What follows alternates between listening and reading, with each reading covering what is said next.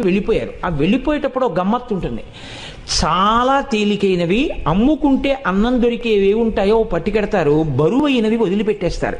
మళ్ళీ మంచి రోజులు వస్తే మనం వచ్చేటప్పటికి ఉంటాయి, ఇక మంచి రోజులు రాకపోతే ఈ ఊరికి మనకి బాంధవ్యం తీరిపోయిందని వెళ్ళిపోతారు. వాళ్ళు వెళ్ళేటప్పుడు ఆవుల్ని గేదుల్ని తీసుకెళ్లరు. ఎందుకు తీసుకెళ్లరో తెలుసా అండి? తమ కడుపు నిండడానికే మార్గం లేదు, ఇంకా వాటిని ఏం మేపుతారు.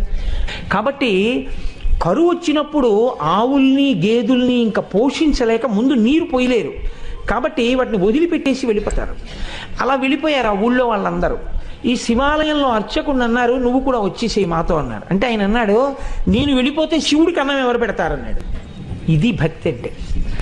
అందరూ వదిలిపెట్టేశారు ఊరు, ఈయన వదిలిపెట్టేయచ్చు, కానీ ఈయన బతకడం కాదు, ఆ గుళ్ళో శివుడు బతకాలి. అందరినీ బతికించేవాడు అందరినీ ఊరి నుంచి పంపించేస్తున్నాడు, వాడికి దయలేనప్పుడు నేను ఎందుకు ఉండాలనాలి. ఆయన అలా అనలేదు, వాడికి నేను అన్నం పెట్టాలన్నాడు.